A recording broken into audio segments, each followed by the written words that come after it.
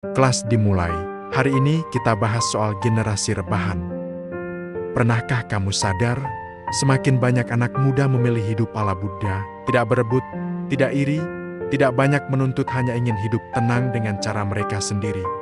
Di balik fenomena ini, ada pertanyaan besar, kalau kerja keras tidak bisa lagi mewujudkan mimpi, apakah orang akhirnya akan berhenti berjuang?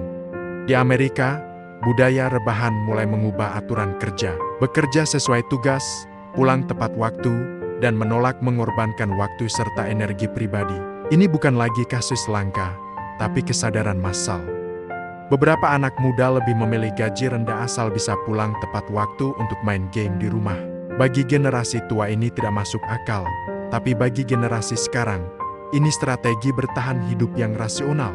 Bandingkan dengan generasi baby boomer pasca Perang Dunia II. Waktu itu kerja keras memang terbayar.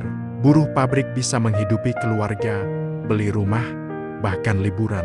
Karena sistem saat itu berbasis pada berbagi risiko dan berbagi hasil. Tapi sejak tahun 1980-an, segalanya berubah. Pajak kaya diturunkan, tunjangan sosial dipangkas, perusahaan berhenti memberi pelatihan, rumah dinas, dan pensiun. Anak muda harus pinjam uang kuliah, menanggung cicilan rumah, dan semua risiko hidup sendirian. Ketika usaha dan imbalan tidak seimbang, menurunkan keinginan dan memilih rebahan jadi pilihan paling rasional. Fenomena ini bukan hanya di Amerika, dari Tokyo sampai Seoul, dari Berlin sampai London. Rebahan jadi semacam kesepakatan diam-diam generasi muda. Tapi apakah rebahan bisa jadi solusi?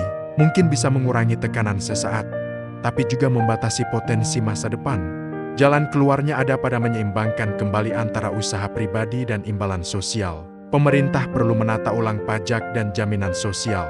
Perusahaan harus punya sistem gaji dan promosi yang adil. Individu boleh menghindari persaingan buta, tapi jangan berhenti berkembang.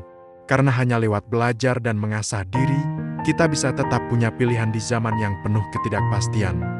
Daripada menyalahkan anak muda malas, lebih baik kita bertanya, bagaimana membuat perjuangan bermakna lagi?